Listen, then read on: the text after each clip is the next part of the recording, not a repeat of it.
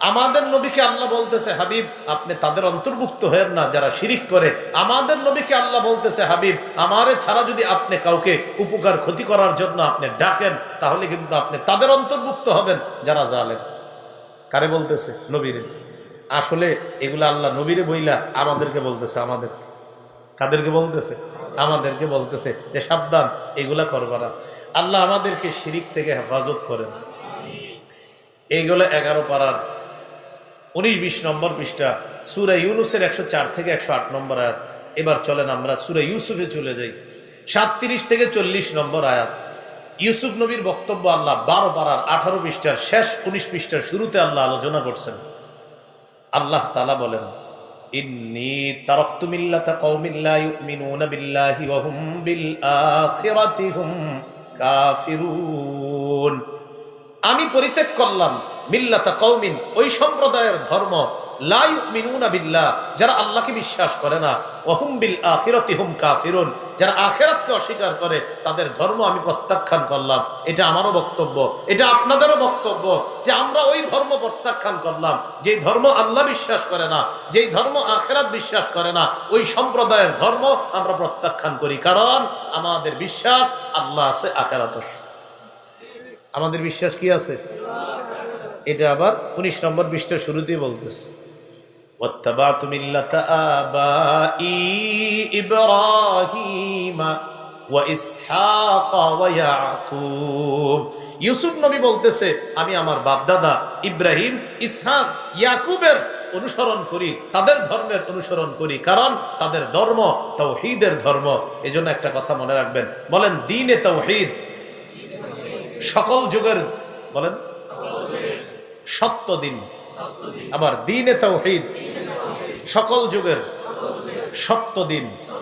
শরীয়তে মুহাম্মদ কোরআন নাজিলের পর থেকে কিয়ামত পর্যন্ত একমাত্র শরীয়ত। তাহলে দ্বীনে তাওহীদ সকল যুগের দিন, সকল যুগের দিন দ্বীনে তাওহীদ, এটাই সঠিক ধর্ম। আর শরীয়তে মুহাম্মদ কোরআন নাজিলের পর থেকে কিয়ামত পর্যন্ত একমাত্র মীমাংসিত শরীয়তে মুহাম্মদ, সেটা হলো আমাদের নবী মুহাম্মদ সাল্লাল্লাহু আলাইহি সাল্লামের শরীয়ত। বাস, এটা ফয়সালা, এটা মীমাংসা। এই কথাটা আল্লাহ সূরা হুদের মধ্যে বলছে। সব নবীর দাওয়াত ছিল কি?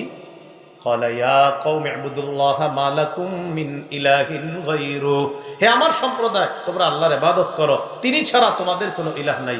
সূরা হুদের 26 নম্বর আয়াতে আল্লাহ বলেন, আল্লাহ তা'বুদু ইল্লাল্লাহ, তোমরা আল্লাহ ছাড়া আর কারো ইবাদত করো না। এটা সব নবীদের দাওয়াত ছিল। আল্লাহ আমাদেরকে তাওহীদের উপর প্রতিষ্ঠিত থেকে আমরা যেন মরতে পারি, আল্লাহ তৌফিক দান করেন। কথাগুলো কি মনে থাকবে ইনশাআল্লাহ? হাদিসে কুদসি সহিহ মুসলিমের বর্ণনা, আল্লাহ পাক রব্বুল আলামিন বলেন, ইন্নী খালাকতু ইবাদি হুনাফা কুল্লাহুম ফাতাতহুমুশ শায়াতিন ফাজতালাতহুম আন দীনিহিম ওয়া হাররামাত আলাইহিম মা আহলালতু লাহুম ওয়া আমারাতহুম আন ইউশরিকু বি মা লাম উনজিল বিহি সুলতানা। আমি যত মানুষ বানাইছি, সৃষ্টি করছি, আমার সব বান্দাদেরকে তাওহীদের উপর সৃষ্টি করছি। কিসের উপর? আল্লাহ সবাইরে তাওহীদের উপর সৃষ্টি করছে। ইবলিস তাদের কাছে আইসা তাদেরকে তাদের ধর্ম থেকে দূরে সরাইয়া দিছে। সরানোর পর ইবলিস তাদেরকে আদেশ করছে তারা যেন আমি আল্লাহর সাথে শিরিক করি। এই ইবলিস কি করছে? ওই মানুষগুলাকে আমি আল্লাহর সাথে শিরিক করাইছে কে? ইবলিস। মূলত মানুষকে আল্লাহ বানাইছে কিসের উপর? তাওহীদের উপর। ইবলিস আইসা তাদেরকে দূরে সরাইয়া দিছে আর আল্লাহর সাথে শিরিকের আদেশ করছে। আল্লাহ আমাদেরকে শিরিক থেকে হেফাজত করেন, শিরিকের চিন্তা থেকে হেফাজত করেন। আমার সাথে বলেন, বলেন শিরিক করব না, শিরিকের সমর্থন করব না, শিরিকের উৎসবকে শুভেচ্ছা জানাবো না। আবার শিরিক করব না, শিরিকের সমর্থন করব না, শিরকের উৎসবকে শুভেচ্ছা জানাবো না। বলেন অন্য ধর্মের ইবাদত, প্রার্থনা, উপাসনা তাদের ধর্মীয় ব্যাপার, তাদেরকে নিরাপত্তা দেওয়া মুসলিমদেরও দায়িত্ব। তবে শিরিকের সমর্থন কোনোভাবেই করা যাবে না। ব্যাস মনে রাখতে হবে। ইমান হেফাজতের জন্য দরজা বন্ধ করে যদি থাকতে হয়, বসে থাকেন, ঘরে বসে থাকেন। যে হুজুর বাহিরে গেলে একটু ঝামেলা হয়, অমুকে অমুকে এটা এটা বলে, আপনি ঘরে বসে থাকেন। যেহেতু বাহিরে গেলে আপনার ইমান নিয়ে ঝামেলা, ঘরে বসে থাকেন। হুজুর ঘরেও আমি টিকতে পারতেছি না, ঘরের ভিতরে আন্ডারগ্রাউন্ড বানান, উনি গিয়ে বসে থাকেন ইমান নিয়ে। কেন?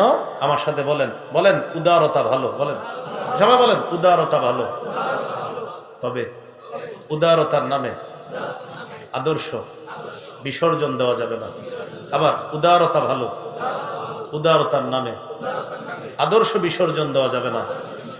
আমরা আদর্শের উপর অটল থেকে এদেশে ইসলাম প্রতিষ্ঠার চেষ্টা করব। 50 বছর 100 বছর লাগুক, তারপরেও আদর্শ বিসর্জন দিব না। কি কথা বুঝে আসছে? ইসলাম প্রতিষ্ঠার চেষ্টা চালাবো। হুজুর কবে? আর আমি পারি না, আমার সন্তান করবে। হুজুর আমার সন্তান যদি না পারে, আমার নাতি নাতনি করবে। ওরা যদি না পারে, ওদের নাতি নাতনিরা করবে। হুজুর কবে হবে? উত্তর হলো, মুসলমানদের পৃথিবীতে হারানোর কিছু নাই। মুসলমান যা করে আল্লাহর জন্য করে। পেলাম আলহামদুলিল্লাহ, পাই না তাও সমস্যা নেই, কিয়ামতে নিশ্চিত পেয়ে যাবো ইনশাআল্লাহ। কি শিখলাম? মুসলমানদের হারানোর কিছু নেই, মুসলমানদের হারানোর কিছু নেই। মুসলমান শুধু চেষ্টা করবে। হ্যাঁ, দুনিয়াতে ইমান হারানো যাবে না। কি হারানো যাবে না? আপনাদেরকে মহব্বতে একটা আবদার রেখে গেলাম। আপনি যদি পারেন যে হুজুর কিছু বলতে গেলেই তো ঝামেলা, শিরকি কথা বলে ফেলতে পারি, বা কোনো শিরকের সমর্থন হয়ে যেতে পারে, আপনি চুপ থাকেন।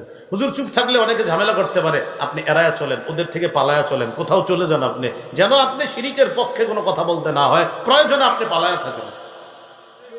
আদর্শ বিসর্জন দিয়েন না, হাতে পায়ে ধরে বলছি আপনি। আল্লাহ আমাদেরকে বুঝার তৌফিক দান করেন। এবার একটু বলেন আমার সাথে, বলেন কিতমির। আবার কিতমির অর্থ খেজুরের বিচির উপরের আবরণ। অনেক মোটা, তাই না? মোটা। খেজুরের বিচির আবরণ কত পাতলা? অনেক পাতলা। বলেন কত পাতলা?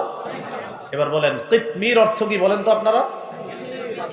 খেজুরের বিচির উপরের আবরণ। এবার আয়াত শুনুন।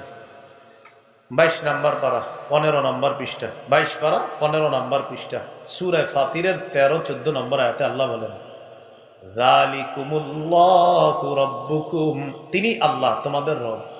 লাহুল মুলকু, রাজত্ব তার। বলেন রাজত্ব কার? আল্লাহ বলেন রাজত্ব তার। ওয়াল্লাযীনা তাদউনা মিন দুনিহি মা ইয়ামলিকুনা মিন কিতমির, আল্লাহ ছাড়া যাদেরকে তোমরা ডাকো তারা খেজুরের বিচির উপরের আবরণেরও মালিক না। ওয়াল্লাযীনা তাদউনা মিন দুনিহি মা ইয়ামলিকুনা মিন কিতমির, আল্লাহ তাআলা বলেন আল্লাহ ছাড়া যাদেরকে তোমরা ডাকো তারা খেজুরের বিচির উপরের আবরণেরও মালিক না। কিসের মালিক না? তো ডাকেন কেন? খেজুরের বিচির উপরের আবরণের মালিক না, তাহলে কিনা? বলেন বলেন মালিক না, কিনা? আল্লাহ বলে মালিক না, তো ডাকো কেন? আমি আল্লাহ ছাড়া অন্য কাউরে কেন ডাকো? আল্লাহ কারে ডাকি? এমন কাউরে ডাকো যে খেজুরের বিচির উপরের আবরণেরও মালিক না, তাই তো? তাহলে ডাকো কেন? তো কি করব? আল্লাহ পরে বলতেছে, ইন তাদউহুম লা ইয়াসমাউ দুআআকুম, যদি তাদেরকে ডাকো তারা তোমাদের ডাক শুনবে না। এই জন্য এমন কাউকে ডাকতে হবে যিনি ডাকার সাথে সাথে আমাদের ডাকে সাড়া দেয়। তিনি কে? সূরা বাকারার 186 নম্বর আয়াতে আল্লাহ বলেন, উজিবু দাওয়াতাদ দাঈ ইদা দাআন, আহ্বানকারী আমাকে ডাকার সাথে সাথে আমি আল্লাহ তার আহ্বানে সাড়া দিই। সূরা গাফিরের 60 নম্বর আয়াতে আল্লাহ বলেন, ওয়াকালা রাব্বুকুম উদউনি আস্তাজিব লাকুম, তোমাদের রব আল্লাহ বলেন আমাকে ডাকো, তোমরা ডাকা মাত্রই আমি আল্লাহ তোমাদের ডাকে সাড়া দিয়েছি। সবাই একটু বলি, বলেন আল্লাহুম্মা বারিক লানা ফিমা আ'তাইতানা, আল্লাহুম্মা, হে আল্লাহ, বারিক লানা, আমাদেরকে বরকত দেন, ফিমা আ'তাইতানা, যে নিয়ামত আমাদেরকে দিয়েছেন সেই নিয়ামতে বরকত দান করেন। বলেন আল্লাহুম্মা, হে আল্লাহ। এবার বলেন এই যে আমরা, বলেন আল্লাহকে ডাকলাম, যতবার ডাকলাম ততবার আল্লাহ আমাদের ডাকে সাড়া দিছে। এই এতবার আমরা আল্লাহুম্মা আল্লাহুম্মা যতবার বলছি, আল্লাহ প্রতিবার বলছে বলো আল্লাহুম্মা, আল্লাহ বলো, আল্লাহ বলো, আল্লাহ। আরে বল, কি বলবি বল। সুবহানাল্লাহ। আল্লাহর ডাকার সাথে সাথে বলে বলো, কি বলবো বলো। আল্লাহ বরকত দেন, আল্লাহ বরকত দেন, আল্লাহ রহমত দেন, আল্লাহ আমার জুতার ফিতা লাগবে দেন, আল্লাহ আমি বাজারে যাইতেছি ভালো জিনিস যেন কিনতে পারি, আল্লাহ আপনি ব্যবস্থা করে দেন। আচ্ছা, এরকম সবকিছু আল্লাহরে বলা, কারণ আল্লাহ বলে তুই ডাকার সাথে সাথে আমি তোর ডাকে সাড়া দিই।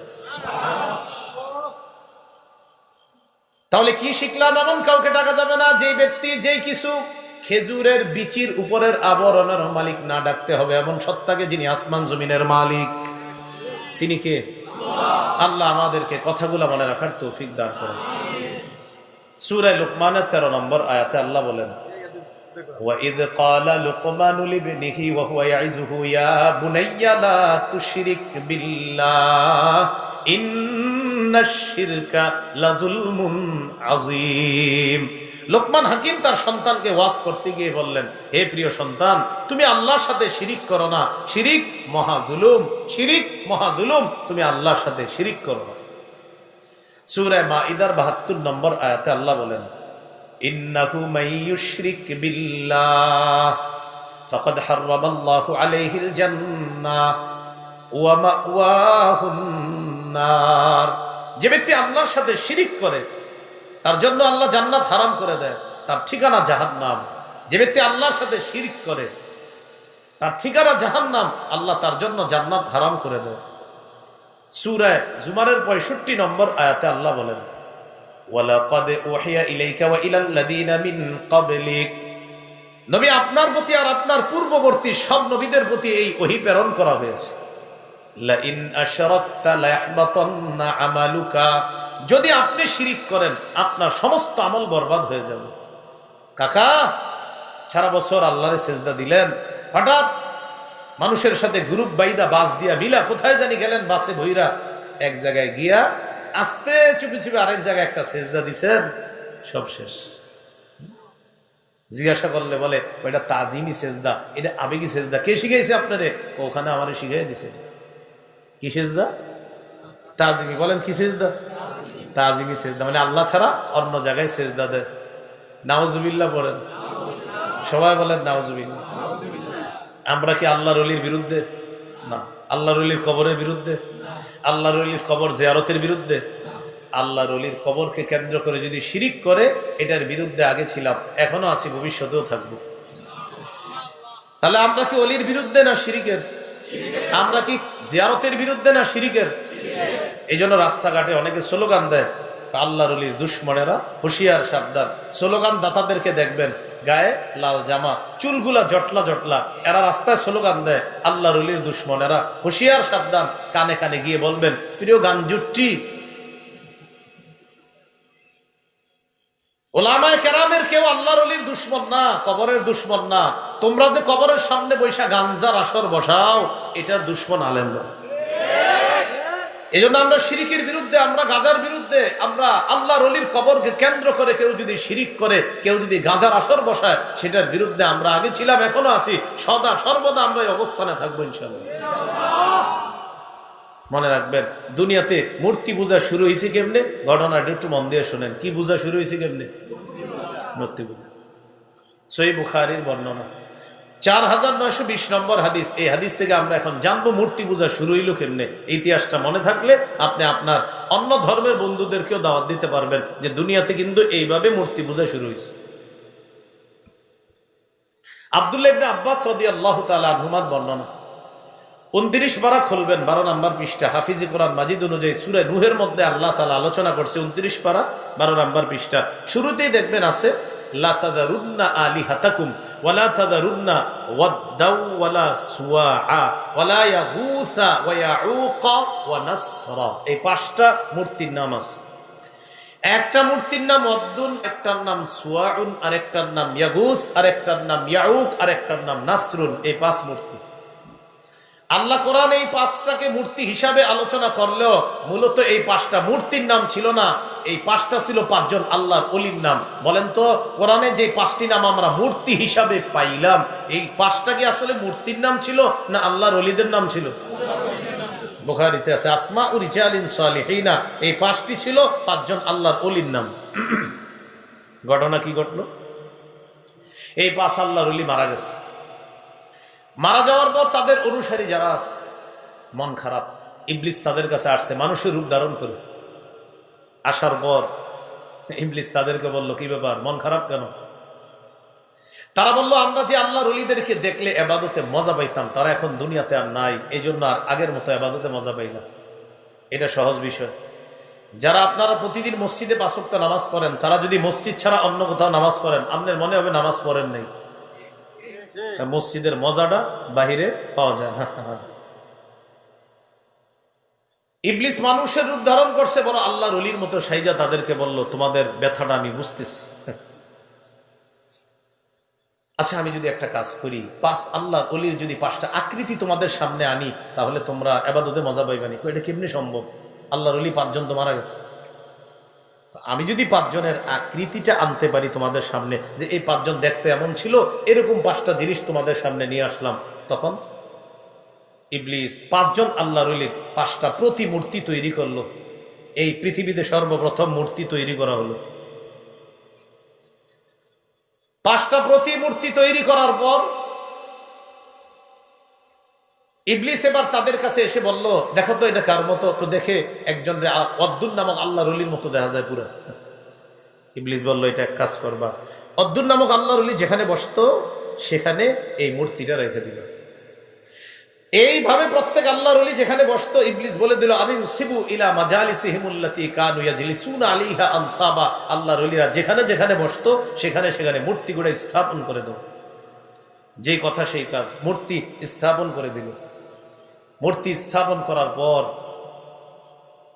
তখনও পর্যন্ত এই মানুষগুলা আল্লাহর সাথে শিরিক করে না, তবে 5 জন আল্লাহর ওলিরে তারা দেখে, এই যে আমাদের ওলিরা আছে, মনে মনে ভালো লাগে, কিন্তু ইবাদত করে তখনও আল্লাহ।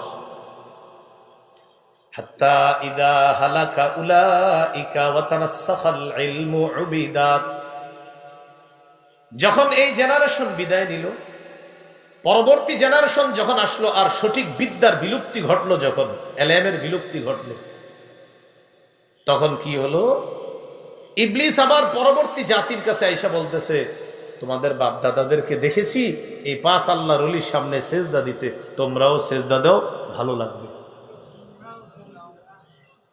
তখন তাদেরকে ইবলিস এই 5 আল্লাহর ওলির সামনে সেজদা করাইলো। এই প্রথম দুনিয়াতে শিরিক শুরু হলো, এর আগে পৃথিবীতে শিরিক হয় নাই।